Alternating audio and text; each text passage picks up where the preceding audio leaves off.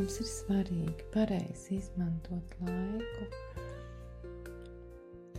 Ne tikai laiku, bet arī savu enerģiju, savu enerģētisko resursu. Un varbūt tās šobrīd tas ir daudz svarīgāk, kā mēs izmantojam. Vai mēs izmantojam savu enerģiju un savu resursu uz sevi? Vai mēs ļaujam izmantot kādam citam mūsu enerģiju, mūsu resursus? Un otrs svarīgākais jautājums ir, vai mēs piepildam savus sapņus? Vai mums viņi ir, vai mēs viņus piepildam? Vai mēs tomēr strādājam un piepildam citas sapņus? Šobrīd tās ir diezgan liela, tā ir ļoti liela atšķirība. Vai tu strādā uz kādu, vai tu strādā sev? Bet mēs tajā dzīves rutīnā, ieejot arī komforta zonā, mums ir ļoti grūti paskatīties, kas notiek apkārt. Ko es daru? Kas es esmu? Ko es aiz sevis atstāšu?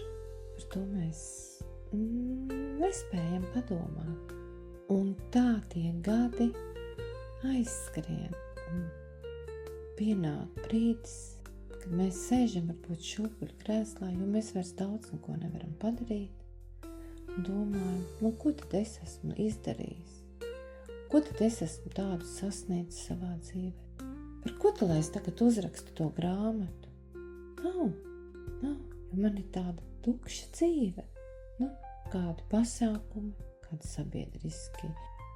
sabiedriski pasākumi, darbs, mans ieguldījums kāda cita labā, un es esmu bijis vienmēr neapmierināts, jo uz darbu eju ne ar mirdzošām acīm, ne ar pārliecību par to, ka es super darbu daru, un es to gribu darīt. Tas ir mans sapņu darbs, un rezultātā mēs varam sākt skatīties tikai slimības vēsturi. Tāda slimība, tāda vaina, tāda gaida. Bet kāpēc? Kāpēc arī tās slimības ir atnākušas? Tāpēc ir ļoti daudz atbildes arī uz šiem jautājumiem. Par tiem varbūt mēs šobrīd nerunāsim, bet parunāsim par savu resursu, par savu enerģijas resursu, ko mēs varam izmantot sev.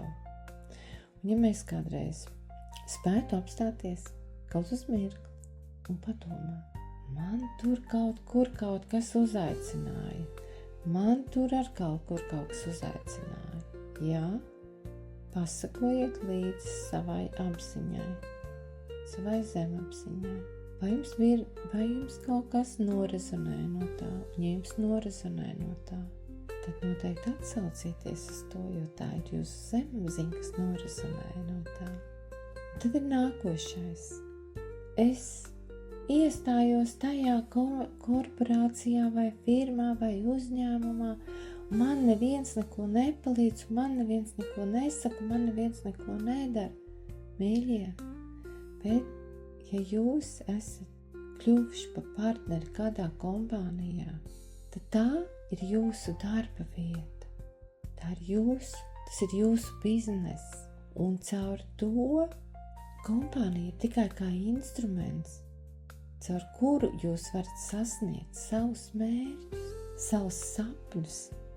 Un ja jūs esat sākuši šo ceļu, un jums tas ir norezonējis, un jūs esat kļuvis par partneri kādai kompānijai, tad noteikti ir jāuzskata viņš kā biznes,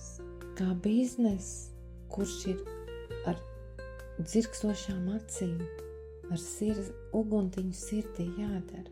Un noteikti tajā brīdī ir jāizskata visas iepriekšējās lietas, ko jūs esat darījuši. Jo ja jūs atkal domājat, ka jūs esat iestājušies kādā kompānijā, vai jūs esat uzsākuši biznesu, un jūs varēsiet darīt visu to iepriekšējo, ko jūs jau līdz šim esat darījuši, tad nebūs nekas. Nesākat nemaz. Nebūs tā biznesa. Tad tērējiet savu resursu kādam citam darba devējam. Netērējiet viņu tādā veidā nebūs resursi ne darba devējiem, ne arī jūsu biznesam aizies. Un tāpēc ir daudz lietas, ir jāpārskata un jāuzdod jautājumus. Ko es tagad nedarīšu, lai es varētu virzīt savu biznesu, lai es varētu sasniegt savus mērķus? Tas ir jādara dienā. Tieši tāpatās, kā jūs ejat uz darbu, kur jūs strādājat 8-14 stundas, tā jums ir jāstrādā arī šajā biznesā. Tas, kas ir jūsu